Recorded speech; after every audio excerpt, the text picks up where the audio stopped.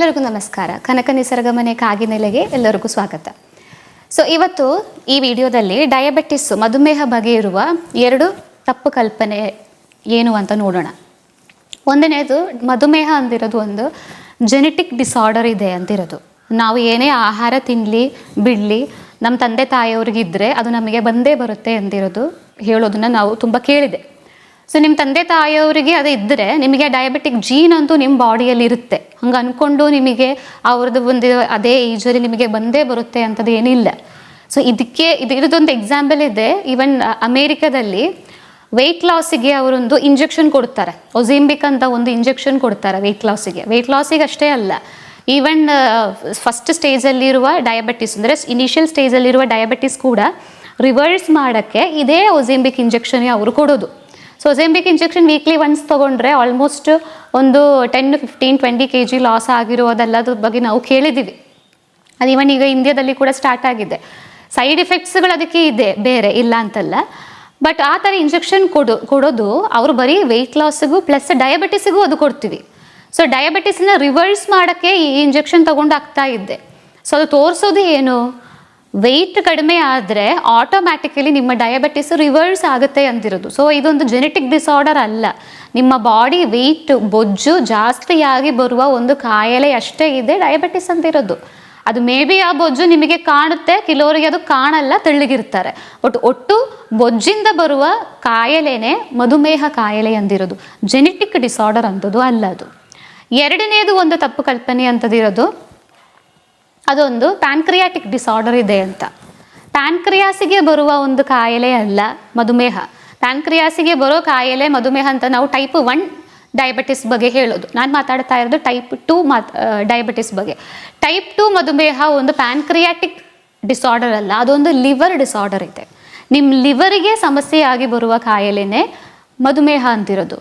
So ಲಿವರಲ್ಲಿ fatty liver ಅಂತ ಒಂದು condition ಇದೆ.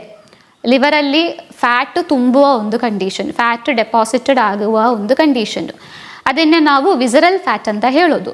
ಸೊ ಈ ವಿಸರಲ್ ಫ್ಯಾಟ್ ಅಥವಾ ಈ ಫ್ಯಾಟಿ ಲಿವರ್ ಕಂಡೀಷನಿಂದ ಏನಾಗುತ್ತೆ, ಇನ್ಸುಲಿನ್ ರೆಸಿಸ್ಟೆನ್ಸ್ ಅಂತ ಒಂದು ಸಮಸ್ಯೆ ಬರುತ್ತೆ. ಡಯಾಬಿಟಿಸ್ ಅಂದರೆ ಏನು, nothing but insulin resistance. Insulin ಅಂತ ಹಾರ್ಮೋನ್ ಕಡಿಮೆಯಾಗಿ ಬರುವ ಕಾಯಿಲೆ ಅಲ್ಲ ಟೈಪ್ 2 ಮಧುಮೇಹ.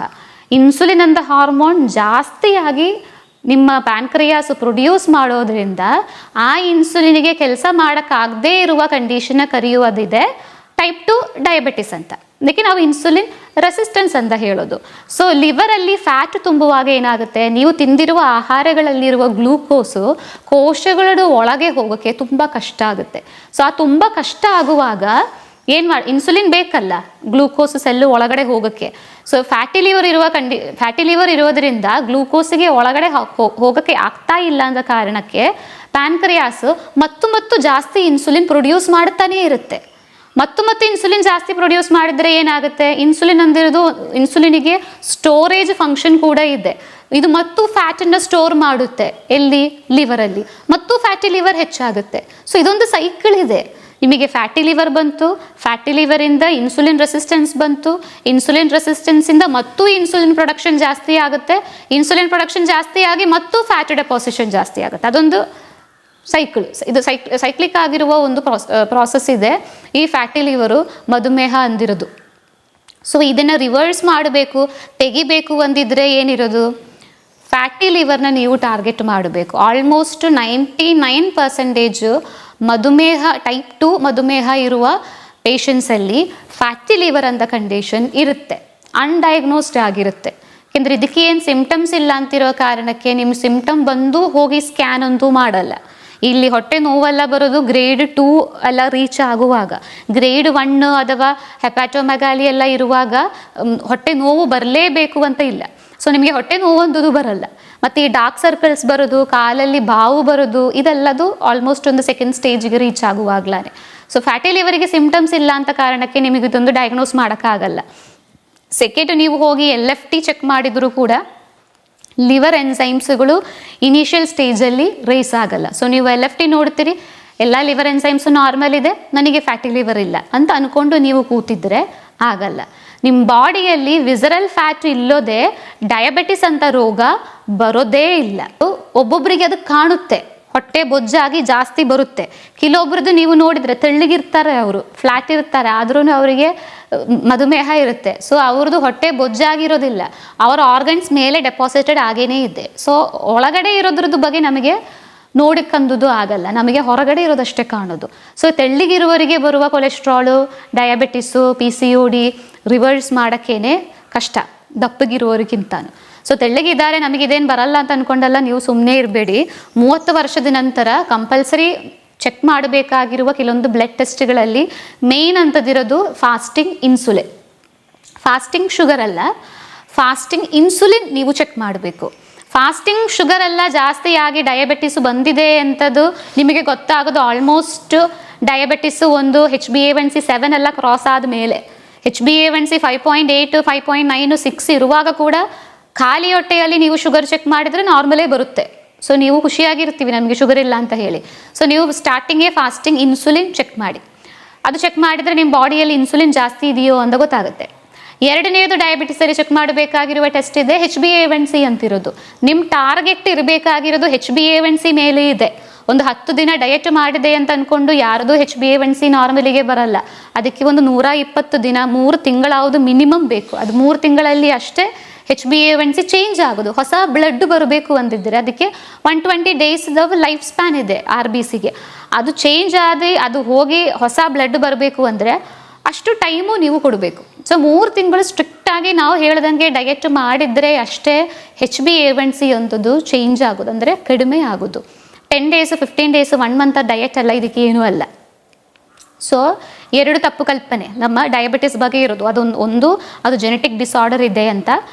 ಜೆನೆಟಿಕ್ ಡಿಸಾರ್ಡರೇ, ನೀವು ನಿಮ್ಮ ಅಪ್ಪ ಅಮ್ಮ ತಿಂದಿರುವ ಅದೇ ಡಯಟೇನೆ ನೀವು ತಿಂತಾ ಇದೆ ಅಂತಿದ್ರೆ ಅವ್ರಿಗೆ ಬಂದಿರುವ ಅದೇ ಏಜಲ್ಲಿ ನಿಮಗೂ ಬರುತ್ತೆ. ಸೊ ಅಲ್ಲಿ ಡಯಟ್ ಒಂದು ಚೇಂಜ್ ಮಾಡಬೇಕು. ಎಕ್ಸ್ಟರ್ನಲ್ ಫ್ಯಾಕ್ಟರ್ ಅಲ್ಲಿ ಕನ್ಸರ್ನ್ ಆಗಿರೋದು.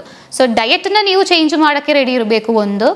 ಎರಡನೇದು ಶುಗರ್ ಬರೋದು ವಿಸರಲ್ ಫ್ಯಾಟಿಂದ, ಫ್ಯಾಟಿ ಲಿವರಿಂದ, ಇದರಿಂದ ಅಲ್ಲ, ಜೀನಿಂದ ಅಲ್ಲ ಬರ್ತಾ ಇರೋದು. ಸೊ ನಿಮಗೆ ಫ್ಯಾಟಿ ಲಿವರ್ ಇದೆಯೋ ಅಂತ ನೋಡಿ ಅದನ್ನು ರಿವರ್ಸ್ ಮಾಡಬೇಕು ಅಂದಿರೋದು. ಡಯಾಬಿಟಿಸಿಗೆ ನೀವು ಮೇಯ್ನ್ ನಾವು ಕೊಡಬೇಕಾಗಿರುವ ಟ್ರೀಟ್ಮೆಂಟ್ಗಳಿದೆ. ಸೊ ನಮ್ಮ ಇಲ್ಲಿ ಹಾಸ್ಪಿಟಲಲ್ಲಿ ನಾವು ಏನು ಅವರಿಗೆ ಮಧುಮೇಹ ಇರುವವರಿಗೆ ಹೇಳ್ಕೊಡೋದು, ಮಧುಮೇಹ ಅಂತಿರೋದು ಒಂದು 10 ಡೇಸ್ ಟ್ರೀಟ್ಮೆಂಟ್ ಪ್ಲಾನ್ ಅಲ್ಲ.